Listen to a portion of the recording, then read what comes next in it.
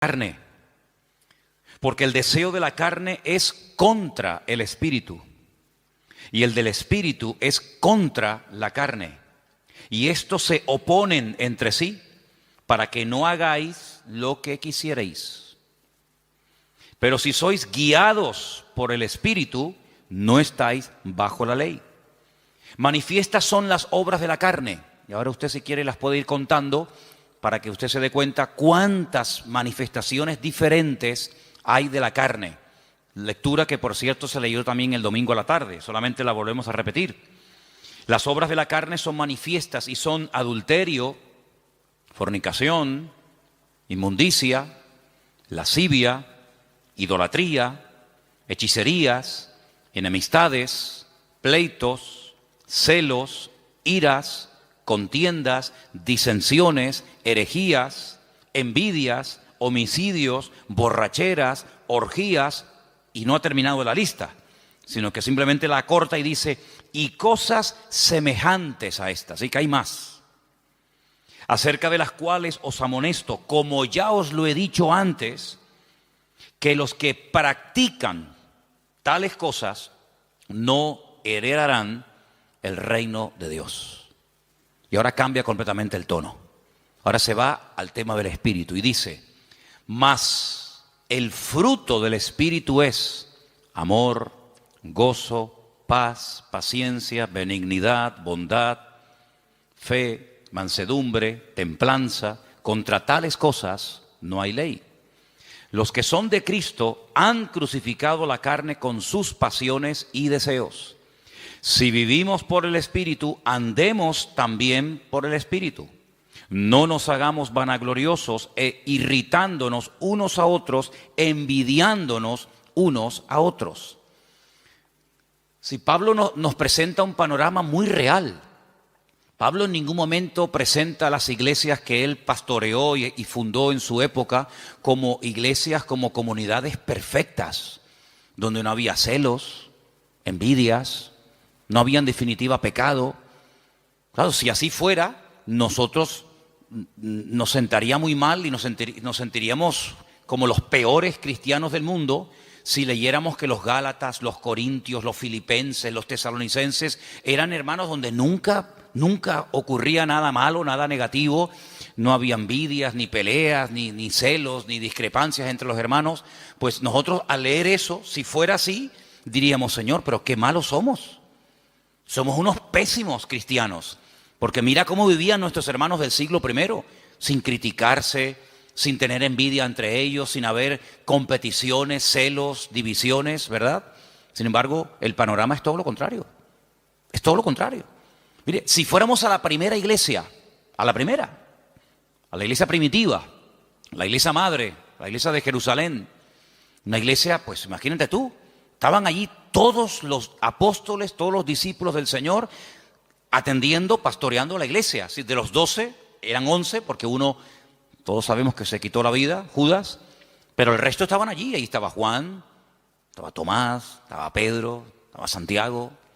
Así que los mejores maestros, los mejores pastores, testigos presenciales de los milagros y de las enseñanzas del Señor.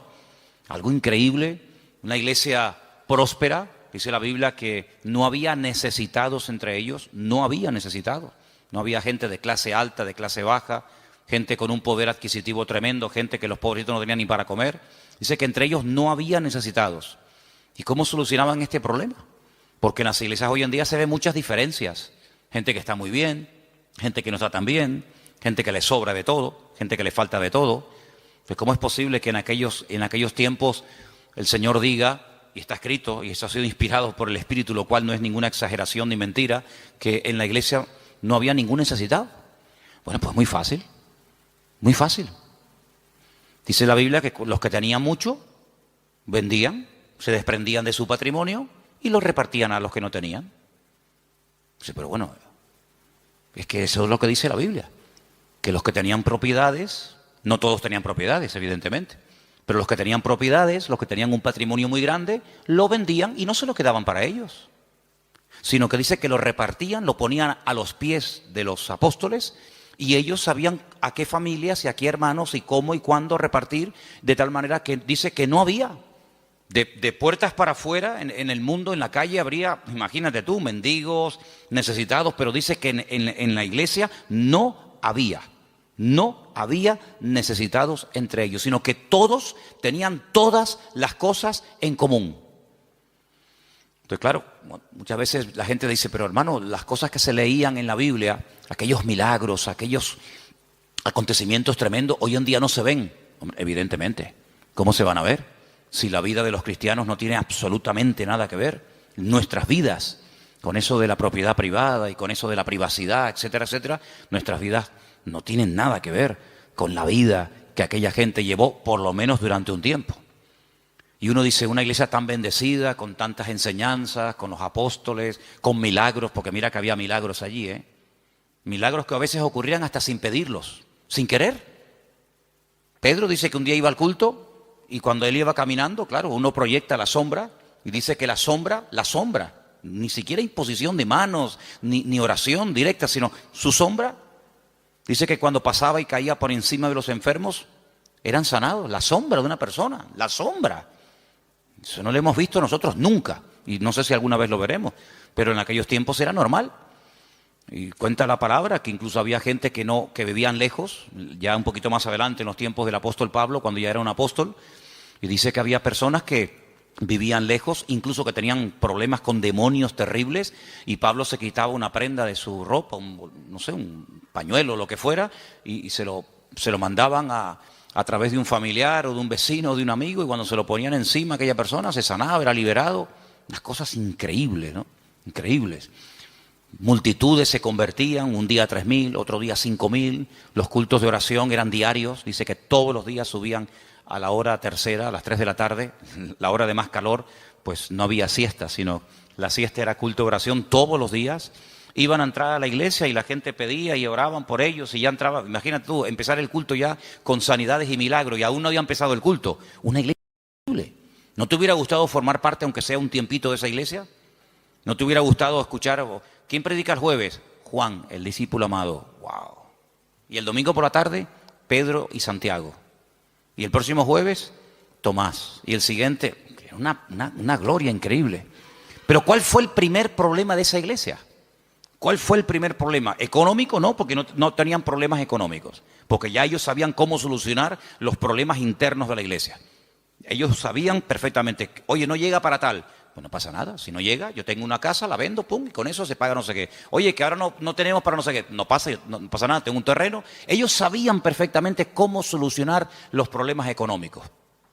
Entonces, ¿cuál fue el problema de la iglesia? Si no fue económico, si no fue falta de crecimiento, si no fue mala doctrina, mala enseñanza, o herejías, ¿cuál fue? Murmuración. ¿Cómo? ¿Pero cómo se pueden murmurar? ¿Cómo se pueden criticar unos a otros los hermanos en semejante iglesia? ¿Y por qué murmuraron? Porque cuando llegaba la hora de la comida, que por cierto, comían todos juntos porque era una especie de gran comunidad, pues no sé, dice que las viudas que eran de origen judío, parece, no sé si es algo que realmente era así, pues eran criticadas por otras viudas que dicen, mira, a ella le has puesto 2 chuletas, a mí me has puesto una sola. Yo veo en el plato de ella que le has puesto 3 papas, a mí me has puesto 2, y las de ella son muy grandes, las mías son muy chiquititas. ¿Cómo puede ser que una iglesia tan bendecida y tan próspera y tan impactante y tan de todo, el primer problema que registre la Biblia fuera murmuración? Pues ese fue el primer problema de la congregación. Y de ahí nace la idea de nombrar diáconos, ayudantes, colaboradores, que cuando llegue la hora de la comida, pues ellos sean los que distribuyan y se evite este problema en la congregación, porque no vamos a permitir que por la comida y por la murmuración se frene el avance y se estropee el buen ambiente espiritual que hasta hoy hemos tenido. Y entonces dijeron, vamos a nombrar 7 hermanos de confianza, 7 hermanos que los vamos a poner como diáconos, que se van a encargar a partir de hoy de solucionar este tema. Porque nosotros no nos vamos a poner ahora a servir las mesas. Lo nuestro es otra cosa. Lo nuestro es la palabra, la oración, tener comunión con el Señor. atender espiritualmente al pueblo, pero ahora si nos vamos a poner a dar de comida a miles y a miles de personas, se nos va el día en esto y al final no cumplimos con lo que teníamos que cumplir. Pero claro, pusieron unos requisitos. Dice que tenían que ser hombres llenos del Espíritu Santo, de fe y de buen testimonio y sabiduría, para servir las mesas. Pues si eso eran los requisitos de los diáconos, ¿cómo tenían que ser los apóstoles y los pastores en aquella época? Yo creo que muchos de los que somos pastores hoy en día no podríamos ser ni diáconos en la iglesia primitiva, porque ponían el listón tan alto, era algo tan elevado que pedían para que una persona pudiera atender las mesas, que tú imagínate lo que tenían que pedir para ser pastor, algo realmente increíble.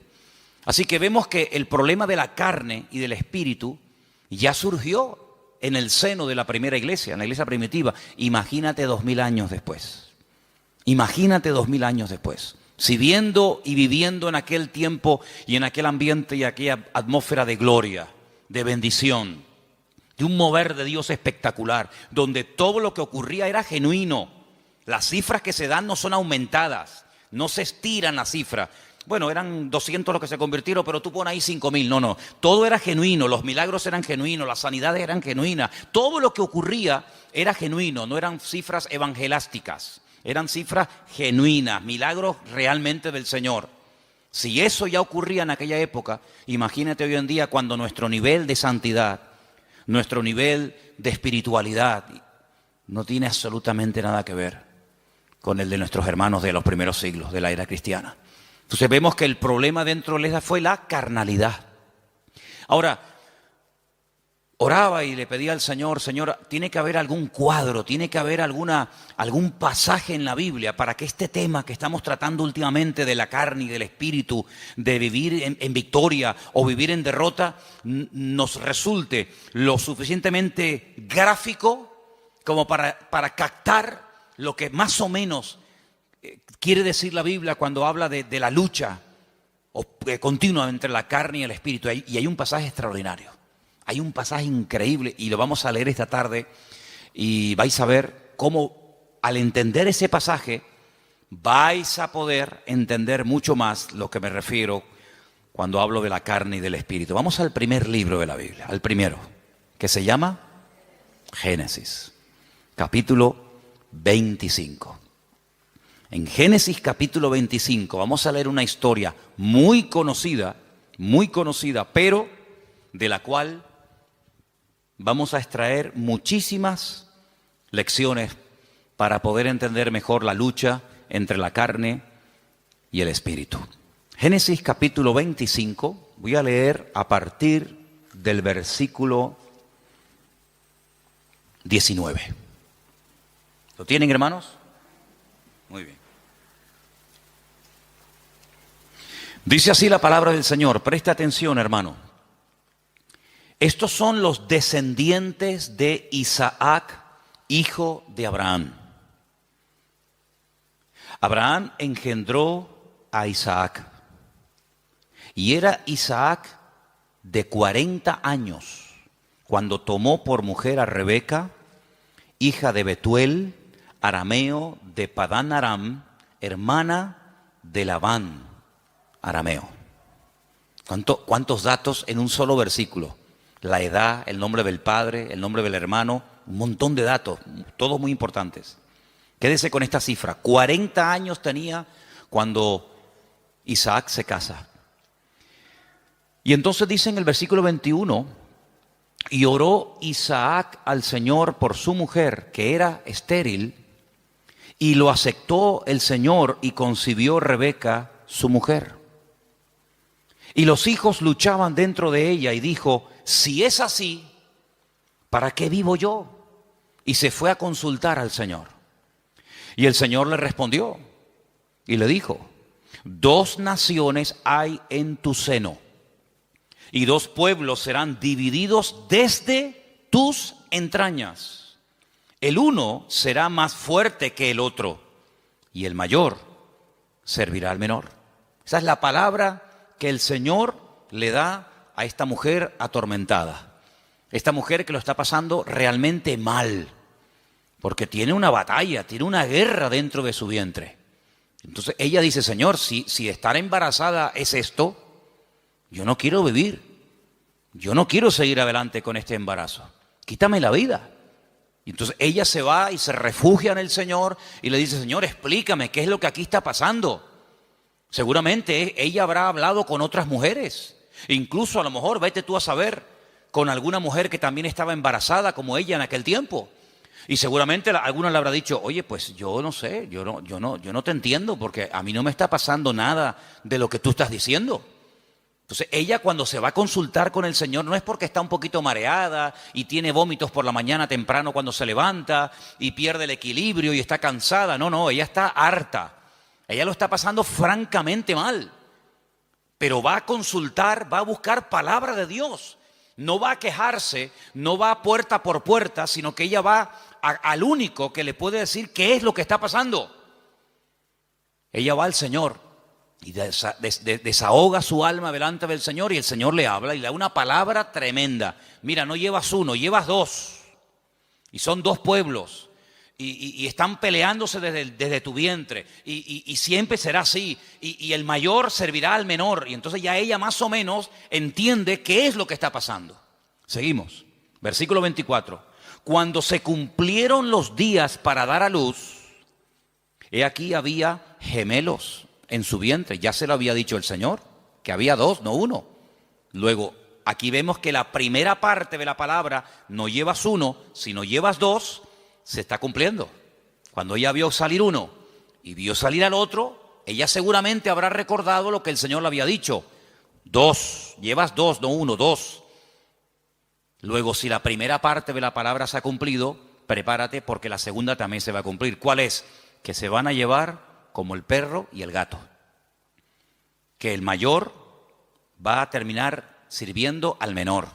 Que están divididos, enfrentados, peleados desde el vientre, ya están peleándose. Imagínate cuando sean grandes.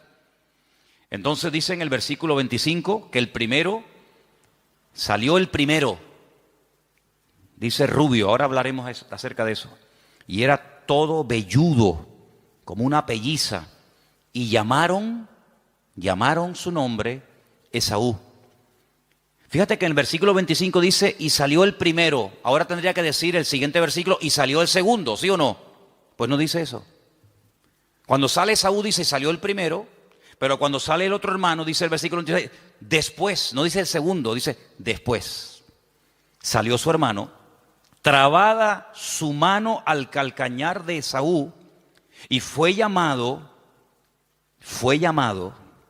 su nombre Jacob. Y era Isaac de edad de 60 años cuando ella los dio a luz. Yo les dije que en el versículo 20 dice cuántos años tenía cuando se casó. 40. Y al final del versículo 26 dice cuántos años tenía cuando fueron padres. 60. Es decir, que durante 20 años intentaron ser padres y no pasaba nada. Dice la Biblia que ella era estéril. Pero Isaac sabía perfectamente que para Dios no hay nada imposible. Porque Isaac es el resultado de una oración de fe y de una intervención sobrenatural de Dios sobre su madre. Porque ustedes saben que los padres de Isaac fueron Abraham y Sara. Y la Biblia dice que eran gente muy mayor. Ella era de 90 y él de 100 años, tú imagínate. Y para colmo, ella también dice la Biblia que era estéril. Luego, humanamente hablando, entre la edad y el tema de la esterilidad, imposible. Pero él vive. Él sabe que su madre fue sanada cuando su padre oró por ella. Luego, ahora otra vez, se repite por segunda vez en una mujer, en una matriarca, el mismo problema que Sara, es estéril. Y se volverá a repetir en la siguiente generación, en Raquel, sabemos, ¿no? Era Sara, era Rebeca y era Raquel. 3 generaciones seguidas de mujeres estériles, pero mujeres sanadas por el poder de Dios. Una generación le daba ejemplo a la otra y la otra a la otra y así sucesivamente. se pasaban la fe de unos a otros. Por eso dice que era la fe de Abraham, la fe de Isaac, la fe de Jacob, el Dios de uno, el Dios de otro, el Dios de otro, ¿verdad? No se aprendían cosas en una primera generación y luego no llegaban esa segunda y se terminaba diluyendo la bendición, sino que la bendición iba de menos a más. Date cuenta que, por ejemplo, Abraham ora, Dios sana a su esposa y tiene uno. El hijo nace y ora por su esposa y tiene dos. Y nace el tercero, que sería el nieto, en este caso el hijo de Isaac, y en vez de dos, tiene 12 varones y una hembra. Luego la bendición siempre va de menos a más. Ahora, fíjate qué curioso, 40 años tenía cuando se casó, 60 cuando fue padre. Quiere decir que durante 20 años no hay registro en la palabra de que Isaac orara por este tema. Esta es la primera vez que encontramos a Isaac orando por un tema familiar. Esta es la primera vez que la Biblia dice que Isaac se paró y dice, lo hemos leído en el versículo 21, Isaac oró al Señor. Si ustedes leen antes de este versículo, en capítulos anteriores, no dice absolutamente nada. Luego, durante 2 décadas, durante 20 largos años, aquí no pasaba nada. Hasta que Isaac, el cabeza del hogar, se para y dice, aquí hay que orar. Pero el texto que estamos leyendo esta tarde me llama mucho la atención porque cuando dice en el versículo 21, y oró, esa palabra, vayetar, significa oró insistentemente, porfiadamente. No oró de una forma superficial. Bueno, Señor, tú sabes que queremos ser Padre, ayúdanos en tu nombre, amén. Venga, vamos a hacer otra cosa. Sino que él se metió en serio con Dios. Él dijo, aquí hay un problema. Curioso que no dice que su esposa también oró con él, sino dice que él se puso enfrente de ella a orar por ella. Eso es muy curioso. Él tomó autoridad y dijo, bueno, a lo mejor tú ya te has resignado a no ser madre. Pero dice que él se paró frente a ella y él oró fervientemente. Bueno, por ahí hay un versículo en Santiago que dice que la oración del justo puede mucho. No dice así, me equivoqué, perdón. La oración eficaz del justo puede mucho. Corregí porque no es lo mismo decir que la oración del justo puede mucho que decir que la oración eficaz del justo puede mucho. Si quitamos la palabra eficaz, da a entender como que todo lo que oramos resulta con éxito, y no es así. Es la oración eficaz. Algún día hablaremos de cómo se arma, cómo se construye, cómo se hace una oración eficaz. Porque hay gente que dice, es que yo oro y yo no veo resultados. Y yo pido, pero llevo 20 años y yo no veo. Entonces la Biblia dice, es la oración eficaz. Porque hay oraciones que no son eficaces. Son oraciones, pero no son eficaces. Y una vez conté aquí que Alejandro Magno tenía en su guardia personal un grupo, creo que eran como de 400 y pico mujeres, que la llamaban las amazonas, que eran mujeres que se cortaban un pecho, amazonas, con un solo pecho, se quitaban un seno, porque eran las mujeres que tenían que protegerlo a él, era su guardia pretoriana, por decirlo de alguna manera, era su seguridad privada, personal, y las mujeres, lógicamente, al tener pecho, pues no se puede pegar el arco como un hombre se lo puede pegar y de esa manera apuntar, sino que al no poderse pegar el arco, la flecha no sale como tiene que salir. Entonces se sacrificaban por su rey, se cortaban un seno, pues se llama amazonas, con un solo seno, y de esa manera, donde ponían la flecha, o donde ponían el ojo, ponían la flecha.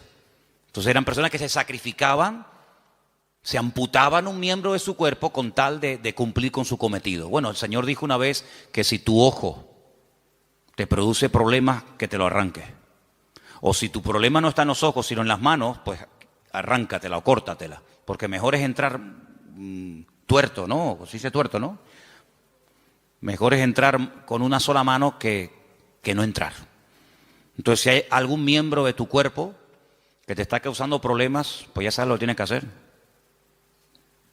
Si lo quieres tomar simbólicamente o lo quieres tomar literalmente, tú verás Pero tú tienes la responsabilidad de cortar, de quitar de tu vida todo aquello que te está impidiendo obtener resultados.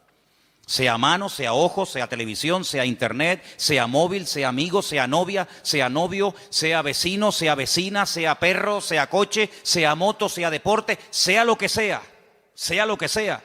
Cuando hablamos de acerca del ojo, no es que necesariamente me voy a arrancar el ojo, porque puedo seguir viendo por el otro. Entonces, estamos en la misma. Sino es todo lo que entra, porque dice la Biblia en Eclesiastés, cuando describe el cuerpo humano, ustedes saben que hay una descripción del cuerpo humano desde la cabeza hasta la coronilla, desde la coronilla hasta la planta de los pies. Cuando él llega a la parte de la visión, él dice que son las ventanas. Las ventanas. Y el Señor dijo, si tu ojo es bueno, si lo que tú ves, si lo que entra por las ventanas es bueno, todo tu cuerpo estará lleno de luz. Pero si tú abres la ventana, que son los ojos son las ventanas del alma. Con el alma tú la alimentas con lo que ves. La carne se alimenta con lo que ves. De hecho, lo que ves es lo que después la carne desea. Entonces, de ahí viene el refrán, ojos que no ven, corazón que no siente, ¿verdad? Entonces, cuando tú tienes las ventanas abiertas, pues tienes que saber seleccionar, porque hay cosas que mejor no verlas. Exactamente es con la mano. La mano es, digamos, el miembro que habla acerca de lo que hacemos. Los ojos lo que miramos, lo que deseamos, lo que anhelamos, donde ponemos la visión, que después nos lleva a la acción, de la visión a la acción. Pero la mano representa la acción en sí misma. Hacemos con las manos. Cristo sanaba a los enfermos con las manos, tocaba a los enfermos, multiplicaba los panes y los peces. Las manos son, digamos, el medio, hablando de una forma simbólica, de lo que hacemos, de lo que ejecutamos. Entonces, si lo que estás haciendo o lo que estás viendo, lo que está entrando en definitiva en tu mente y lo que posteriormente sale te está causando problemas, tienes que tomar medidas preventivas primero. Si ya no funcionan las medidas preventivas, entonces otro tipo de medidas, pero lo que no puede ser es que la carne esté superando la vida en el espíritu, porque dice la Biblia que los que viven en la carne no pueden agradar a Dios. Y los que son guiados según la carne van a la muerte, a la destrucción. Por lo tanto, hay esa lucha que vemos desde el vientre de la madre de esta mujer, de Rebeca, con estos dos hijos. Ahora, después dice, en el mismo versículo 21, cuando yo he dicho vayetar, significa orar porfiadamente, insistentemente, en el mismo versículo, cuando dice, y aceptó el Señor, ¿lo veis? Es la misma palabra, pero se pronuncia de una forma diferente, vayater. Vayater, vayatar, vayater. Se escribe igual, pero las vocales se ponen diferentes. ¿Y saben lo que significa eso? Aquí se ha traducido por aceptó el Señor. Aceptó el Señor. Significa que convenció a Dios. Dicho de otra forma, Dios se dejó convencer por la oración de Isaac. Es increíble. Dios se dejó convencer. A ver, ¿qué quieres? Presenta argumentos. Preséntame argumentos. ¿Por qué quieres ser padre? No tenemos la oración de Isaac. Solamente tenemos el hecho de que oró Isaac al Señor y el Señor dijo, está bien. Pero la oración que hizo Isaac al Señor, qué pena, no la tenemos. ¿Te hubiera gustado que estuviera ahí? Algún día cuando lleguemos a la gloria decir, oye Isaac, ¿puedo hablar contigo un segundito? ¿Me podrías decir más o menos lo que le pediste a Dios cuando querías ser padre? Sí, mira, le dije esto y esto y esto. Tienen que aprender hebreo, si no, no pueden hablar con él. No, son bromas. Pero tuvo que orar de una forma que dice que convenció a Dios. Dios dijo, me has convencido. Ya está, problema solucionado. Fíjate, si en vez de haber esperado de los 40 años que se casó, a los 60, yo pregunto, si hubiera orado a los 2 años de casarse, de esa manera como oró, ¿no hubiera el Señor respondido? Por supuesto. Si hubiera orado cuando tenía cuando tenía 45, 50 años, los gemelos podían haber nacido antes. Pero no hay registro en la Biblia de que Isaac orara a esa edad, con esa intensidad y con ese fervor. Pero si hay registro en la Biblia, a los 60 años, cuando él ora, el Señor se deja convencer. Los argumentos que presentó Isaac, pienso yo que un argumento podía haber sido este: Señor, tú le dijiste a mi padre que en ti serían benditas todas las naciones de la tierra y que tú le darías un heredero y que yo sería el hijo de la promesa. Pero Señor, cuando yo me muera, mi padre vio en mí el cumplimiento de la palabra. Yo soy el hijo de la promesa. Por eso me pusieron Isaac, que significa ríanse, gócense, alégrense. Estaba todo cerrado, estaba todo opuesto. La esterilidad de la madre, la vejez del padre, imposible. Pero ríanse, Isaac. Yo soy el hijo de la promesa. Pero ¿y cuando yo me muera? Se acabó la risa, se acabó la alegría. Cuando yo y mi mujer nos muramos, ya no hay continuidad. La bendición nació y murió con nosotros. ¿Cómo puede ser esto? Señor, dame hijos para que siga la bendición. Y ahí presenta argumentos. Y ahí, en el buen sentido de la palabra, Isaac dialoga, discute, pelea con Dios en oración y dice: Vayater, Dios se dejó convencer. Estoy de acuerdo, Isaac, perfecto. Tu mujer a partir de ahora quedará embarazada. Qué tremendo, ¿eh? Qué tremendo. Si nos tomáramos más en serio, no solo la oración, sino cómo oramos, qué diferente sería nuestra vida. ¿Sí o no? A veces no tenemos suficiente fe. Yo sé que la fe la tenemos que poner en el Señor. Eso lo tengo más claro que el agua. Pero el Señor nos ha dado un medio poderosísimo, que es la oración. Si lo usáramos más, si oráramos más fervientemente. Y esto no tiene nada que ver con el carácter de uno, porque Santiago, cuando dice que la oración eficaz del justo puede mucho, pone un ejemplo. Uno dice, bueno, oración eficaz de un justo, a ver, ¿quién podría ser? ¿Quién? No hace falta que te rompas la cabeza. Santiago dice, Elías. Elías era un hombre, dice, sujeto a pasiones semejantes a las nuestras. Cuando se enfadaba Elías, hermano, sal corriendo, Sal corriendo, que cuando éste se enfada, ora a Dios, te cae una llama de fuego encima y te fulmina, Estaban un día en lo alto de una montaña y el rey dice, llámenme al profeta. Y llega un capitán con sus soldados y le dice, varón de Dios. Así como no le gustó mucho el tonito, ¿no? No le gustó mucho la forma tal vez como se lo dijo. Y Elías se le queda mirando y le dice, varón de Dios, ¿no? Así como con rintintín. Si yo soy varón de Dios, que quede bien claro y que caiga fuego del cielo y lo hace. ¡Uf! Los calcinó a los 50. Hicieron un asado ese día ahí en medio del campo. Al día siguiente el rey dice, bueno, esto habrá sido, no sé, una casualidad. Venga, vayan a buscarme a ese hombre. Varón de Dios, venga, date prisa. Sí, si yo soy varón de Dios, que quede bien claro. ¡Fum! Ya van 100. Un olor a carne en la atmósfera había terrible, ¿no? Tercer grupo, vayan a buscarme a ese hombre. Cuando llega el tercero se tira a tierra y dice, gran varón de Dios, ten misericordia de mí, por favor, no me quemes. Te pido, te suplico. Así me gusta. Ahí se baja Elías. Así era Elías, amigo. Así era Elías. Alguien dijo en cierta ocasión que si el Señor no se lleva en un carro de fuego a Elías, le prende fuego a todo el país. Porque para él todos estaban mal. Claro, para él todos estaban mal. En un día, mató a 100 soldados. Días más tarde, a 450 profetas de Baal les cortó el cuello en el monte Carmelo. ¿Pero este quién es? Y después hablan los americanos de Rambo. Este es increíble, este es tremendo este hombre. El Señor se lo tuvo que llevar con él. Pero mira, era un hombre que se desanimaba, ¿sí o no? Señor, quítame la vida, estoy harto, me siento solo, este no es mi sitio, no sé qué, orando tontería.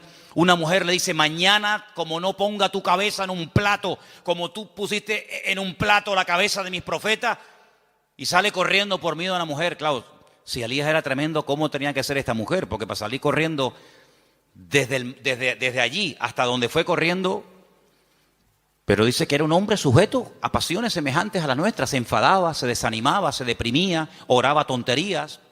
Pero cuando oraba, amigo, cuando ese hombre entraba en guerra y en comunión con Dios, no había infierno que lo pudiera detener. ¿Te das cuenta?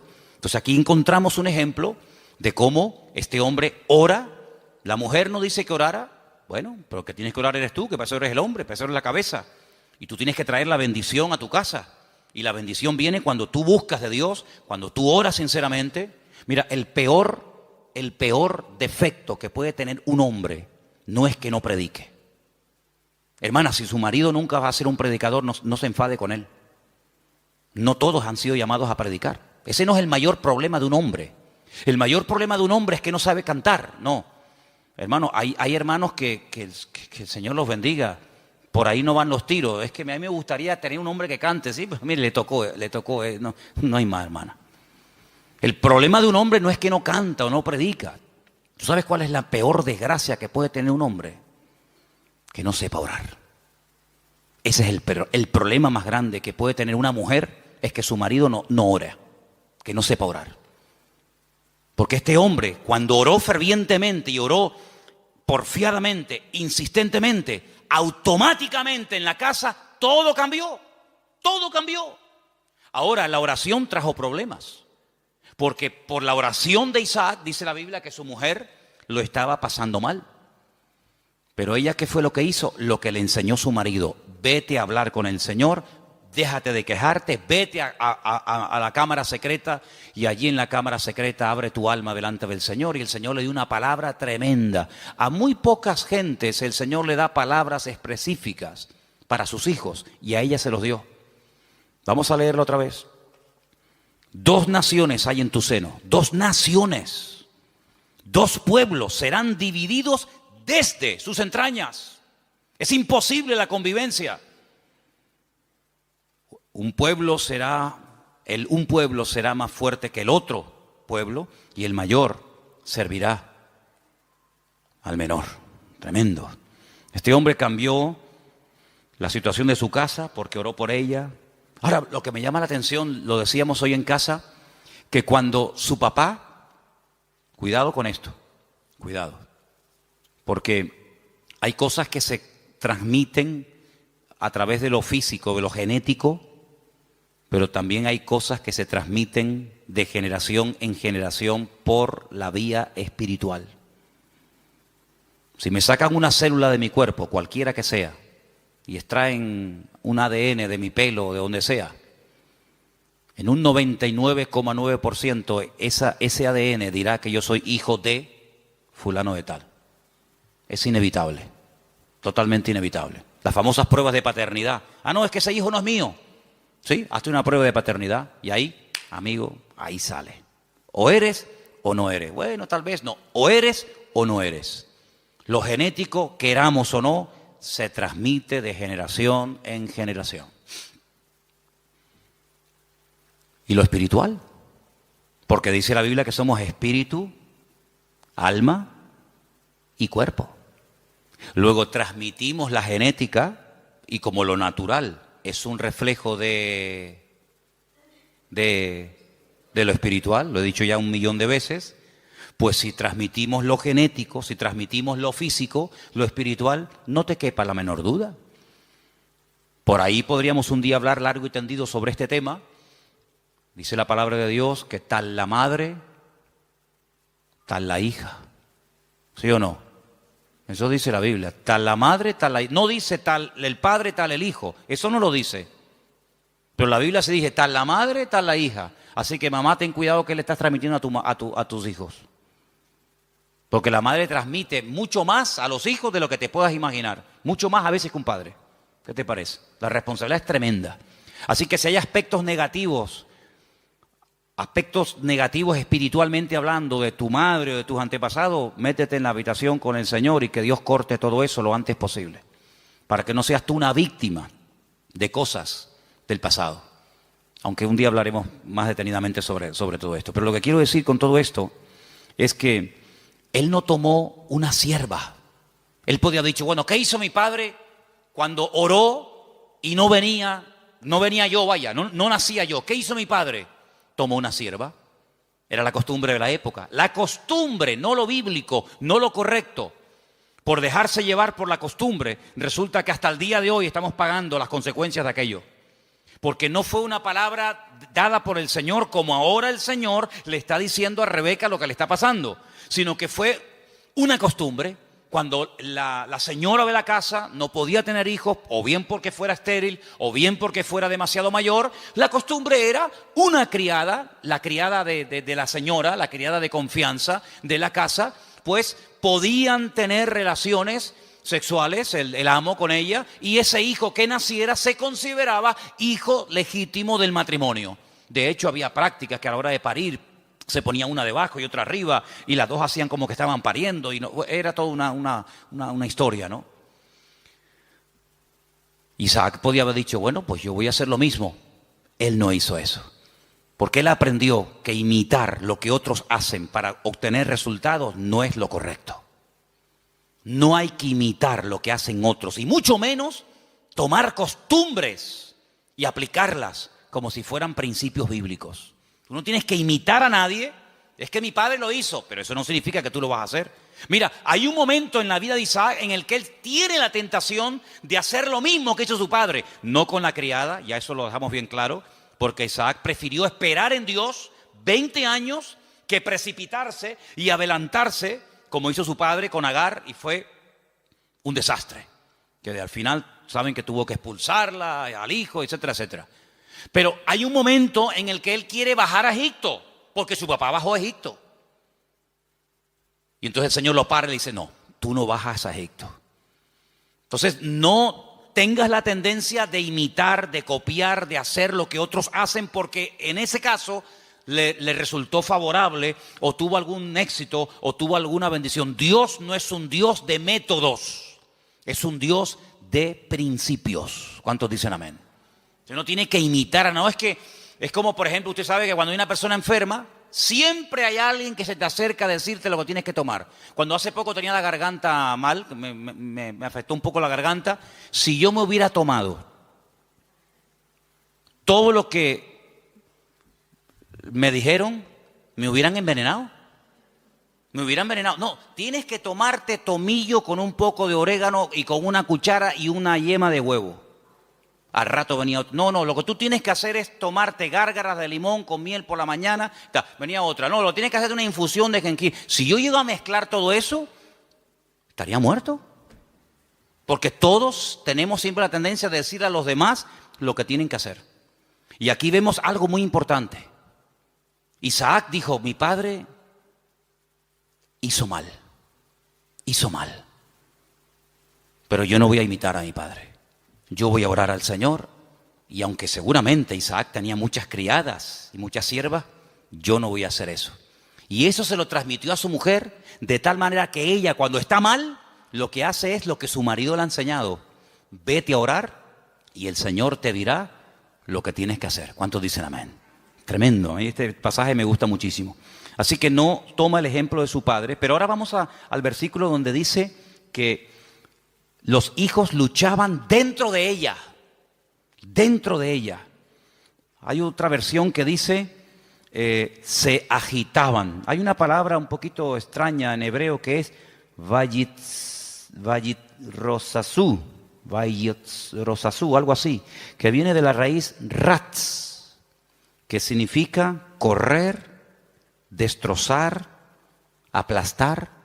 Se estaban matando los hermanos en el vientre de la madre. No es que decía, échate un poquito para allá, como por las noches, ¿no? Cuando estamos durmiendo, sobre todo cuando hay calor, ¿no? Los matrimonios, cuando hay calor, que dice, échate para allá. Cuando hace frío, dice, échate para acá. No es que quedamos, para allá o para acá. Bueno, depende de la estación. Échate para allá. Échate para acá. No es que estaban ahí incómodos, ¿no? ¿Verdad? Sino que se estaban matando. Querían salir los dos antes de tiempo. Se estaban aplastando, se estaban dando una cuerada entre ellos tremenda. Ahora tú imagínate tener dos, si ya uno es complicado, imagínate tener dos que se están matando y peleando el uno al otro. Bueno, el otro día me contaron algo, yo no sé si será verdad o no, pero dice que una madre embarazada denunció a su hijo antes de nacer, porque le estaba dando un mal embarazo. Lo denunció. Y dice que un juez aceptó la denuncia y que cuando salga niño, no sé, lo llevarán a comisaría o le pondrán a la esposa, yo no sé. Denunció al hijo porque le estaba causando problemas al embarazo. Oye, hay que estar de verdad. Después dicen que nosotros estamos locos, pero el mundo está, bendito sea Dios. Denunció al bebé que aún no ha nacido. Imagínate tú, su propia madre. Pórtate bien, que te portes bien, que no te muevas. Imagínate dos peleándose ahí, matándose y pellizcándose y pegándose puñetazos. Es que hay dos dentro. Y uno es completamente diferente al otro. Y ahí es el cuadro que yo estoy utilizando esta tarde para reflejarles la realidad de la batalla que hay entre la carne y el espíritu. Uno tendría que sentirse tan mal como se sintió Rebeca cuando hay esa batalla interior dentro de nosotros entre la carne y el espíritu, que no nos queda más remedio que ir a hablar con Dios y desahogarnos con el Señor. Ella no dijo, bueno, esto es normal, sino cuando en nosotros hay esa guerra, como decía Pablo, Romanos capítulo 7, léanlo, es un capítulo tremendo. Pablo abre su corazón, Pablo se quita la careta y dice, hermanos, lo que quiero hacer no lo estoy haciendo. A veces hago cosas que no quiero hacer. Miserable de mí, ¿quién me librará de este cuerpo de muerte? Lo que quiero hacer no lo hago lo que no quiero y hay una ley dentro de mí. No le eche la culpa a fulano, a mengano. Hay una ley, hay algo dentro de mí. Es esa ley que la carne se rebela contra el espíritu contra la carne, igual que Jacob y Saúl, que se mataban y se pegaban el uno al otro. ¿Y qué hizo Rebeca? Se fue a hablar con el Señor. Eso es lo que deberíamos de hacer cuando nos sentimos mal, cuando queremos orar, pero no quiero orar.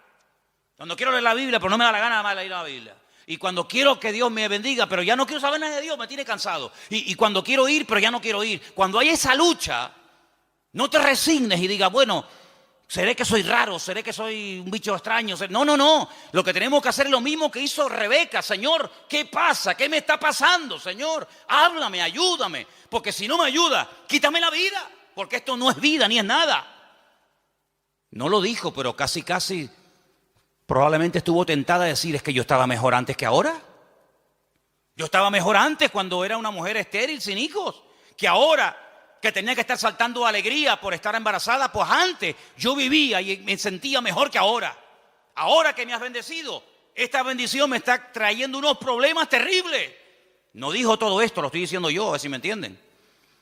Pero ¿cuántas veces puede pasar por nuestra mente? ¿Cuántas veces nos pueden cruzar los cables por nuestra mente y decir, ¿y ahora qué? Ahora, y lee la Biblia, y vas a la iglesia y no sé qué, y te das cuenta. El diablo es tremendamente cruel con nosotros. Y nos hace ver un panorama irreal, pero lo pinta de tal manera que parece que es real. Tremendo. Ya se lo dijo al Señor, solamente te quiero pedir una cosa, que te postres y me adores. Y si lo haces, mira qué fácil, te postras, me adoras y ya está. Te doy todos los reinos de la tierra. Y el diablo lo que quiere, detrás de toda tentación, detrás de todo ataque, siempre está lo mismo. Claudica, tira la toalla, ríndete. ¿Y qué es rendirse? Es darle la razón al diablo. Pero dice la Biblia, sométete a Dios, resiste al diablo y huirá de vosotros. ¿Cuántos dicen amén? No dice, no, yo me someto a Dios y el diablo huye.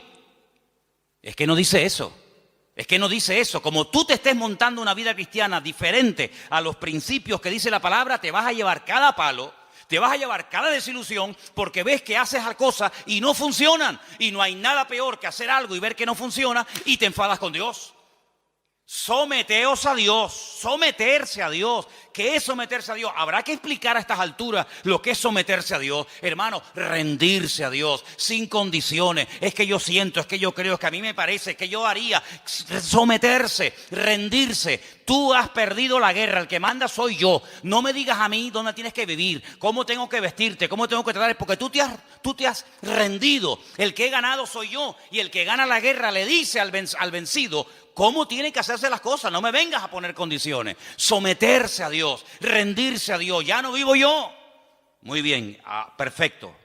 Ahora que te has sometido, ahora que te has rendido, ahora puedes resistir. ¿A quién? Al diablo. Y huirá, tiempo futuro, huirá. Pero no me dices cuándo, no. Te digo el presente, sométete, resiste, tiempo presente. Y en futuro, la victoria, huirá. Es decir, Si tú te has sometido a Dios, tú sabrás, yo no sé. Si tú te estás sometiendo a Dios diariamente, porque no es que me sometí el domingo pasado y durante toda la semana hago lo que me da la gana. No, me someto